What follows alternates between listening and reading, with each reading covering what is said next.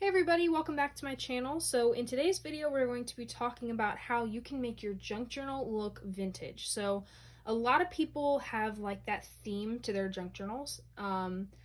Personally, like I have this journal that's all vintage and it's themed and all that. But most of my journals, as y'all have seen, are everywhere. Because that's just the stuff that I put in them is everywhere.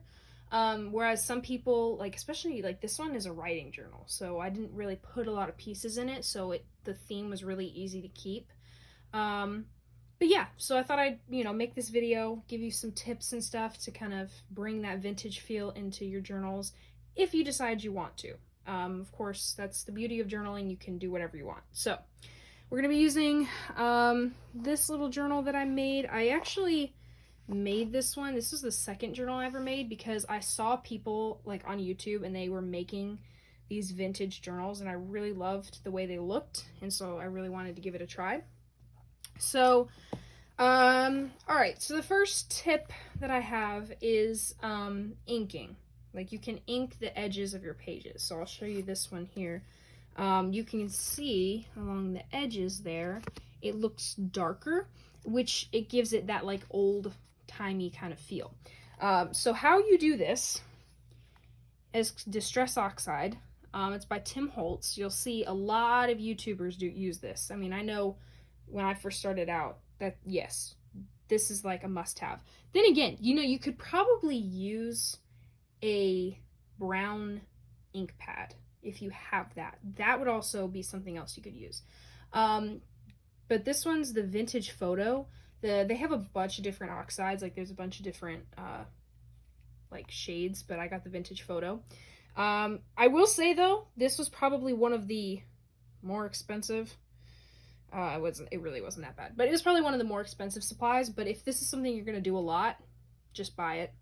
And then to actually put it on, yes, this is a makeup. What do you call these? I don't even know. I don't do a lot of makeup. So what is this? Makeup sponge? I think that's what it is. Right? I don't know. Y'all can correct me. But one of these things. And this is one that I got from a friend, and I just went to town on it. I was using a sponge, just like a normal sponge for a while.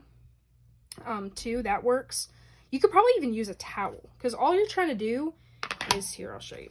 Basically, you just like dab it in the ink, and then you just go along the edge like this. And I will say, it kind of does take a little bit of practice, but you just go along the edge like this, and then it gives it that old-timey feel. So it worked really well with this kind of paper because it was already cream, and I don't know how old this is. I found it in a book.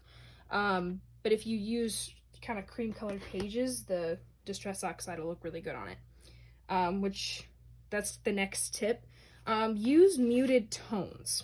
So like if you look back in here, I used a lot of, like if I added any, I don't know, let's say any pages, like this page here. So this kind of has a really natural tone to it, and that's the colors that I used for the pages. I'm sorry, words are not coming very well today. And like same here, I have this cream colored paper, and that's what I was using for that. And so when you keep it all kind of the same color scheme, it helps to add to the vintage feel. On that note as well, tea dyeing. So I've thought about doing a video on this. I actually haven't tea dyed in a very long time. I did it a little while ago. But so you can use tea bags, and basically you steep like copy paper, like paper in it, and then actually I baked mine to dry all the pages off, and then it gives them, like this one's tea dyed, and it gives it like a really, really cool vintage look. Most of the pages in this journal, they are tea dyed, so it's so cool, and I really love doing it. It's just a very long process, I will say that. Like this one's tea dyed as well, but it's a very long process. So I might have a video about that coming up. I might not. We'll see what happens. I know some people already have videos up, so if that's something that you want to do right now, you can look up some tutorials online. Okay, next idea. Book pages. These are just so perfect, and I love them so much. Like, you can even see I used it as a backdrop here. So, I have not done a tutorial on this yet, but you can actually make a junk journal out of an old book, which is how I made this one. And if you're going to make one out of an old book cover, sorry, there's stuff everywhere. You're going to be left with a bunch of book pages. No cover, but you're going to be left with a ton of pages. So you can use those. So always keep this part. If you ever end up making a junk journal out of an old book cover, keep all the pages, because they are so helpful when it comes to doing backdrops like this. And it just so happens that they're already, if they're already old, then they're already like that cream color. But just book pages in general aren't really going to be stark white depending on the book you get. So, so yeah, book pages, super helpful. Definitely keep them. And then you can even ink the edges. Like this one I didn't do it with, but you could even ink the edges of this. And that probably would have made it look better, but I didn't know what I was doing. So next, you can use cream fabrics. So you can actually tea-dye fabric as well. That's how this was done. This was some lace that was tea-dyed. This is actually like wadded up cheesecloth, actually, that I tea-dyed. And that's the, you know, oh, the word's not coming, but that's what holds the book together, basically. So, yes, those colored fabrics. And then, like, I have some flowery ones back here. And I'm sure you could probably, like, thrift for those. And I know stores like Joann's and craft stores are going to have some of those vintage, you know, looking fabrics.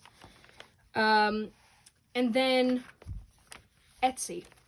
Etsy is a great resource because that's actually where I bought this lace. I did not tea-dye this myself. I went on Etsy and I bought a pack of a lady that just had a bunch of lace, had tea-dyed a bunch of lace, and then just put it all together. And I use it all the time. I still have like a bucket of it, and I just use a ton of it. There's also digitals. And, oh, I have it somewhere because I bought a digital pack as well. Maybe it's, I don't know where it is. There's one in here. I'll try to find it. But you can buy digital packs, which are super helpful because they already have that vintage feel. Here it is. So I bought these on Etsy and then printed them out. And there you go. Look at how cute. It's adorable. And then I just put the, you know, I inked the edges. And then this washi tape too was really helpful. You could buy some vintage washi tape to go with your theme. And there was something else that I was going to tell you guys about. Oh, this is a bonus. So, a lot of people will end up using, oh my word, I'm so off camera. Sorry about that, guys. They'll end up using old, like, children's books, which you can thrift, or, you know, if you have them at home, like really old books, that's helpful too. And you can use those pages actually in the journal. And, like, this was from some kind of gardening book, but it kind of had a vintage feel to it, so I did that. And I think farther back in here somewhere, there's some pages. Oh, wait. No, it's up here. I haven't been in this book in a while. But this was from a children's book, and it just had some really cool illustrations, so I sewed that in, and now it's like, it's this cute little pocket. But yeah, that's another really great resource. So, yeah, lots of stuff. But it's honestly, it's really simple. Like, don't make it super complicated. Just to kind of make it vintage. And you could even make, like, if you are kind of unsure about it, you could always make, and if you have a current junk journal that is like mine, where it's just like, you know, everything's everywhere, choose a page and make it look vintage just to see if you like it or not. And if you like it, you know, you could do like I did and make an entire journal about it. So, yeah. Oh, there's one other thing. Sorry about that. Paper packs as well. That's another really great resource. You can go to, I get all mine from Joann's, but you can go to like Michael's and other craft stores and you can get actual paper packs that have a vintage feel to them. Here. I'm so sorry. This room is such a disaster at this point. Okay. So like this paper pack, I can't move you guys up anymore, but this paper pack right here, and it has like the edges already looked inked. This was the first paper pack I bought, so it's so done at this point. There's like 3 pages. But it was already vintage, and it already made it easy for me. So that's another idea. Alrighty. Hopefully that helped. I'm sorry I talked for like forever. But hopefully that gave you guys some ideas and some tips just kind of on how to make it look vintage. So thank you guys so much for watching. Oh, and also, if y'all have any other video ideas that you want to see, or you have questions that you want answered, drop them down below, and hopefully I can get to some of those requests. So thank you so much for watching, and I'll see you guys next time. Bye!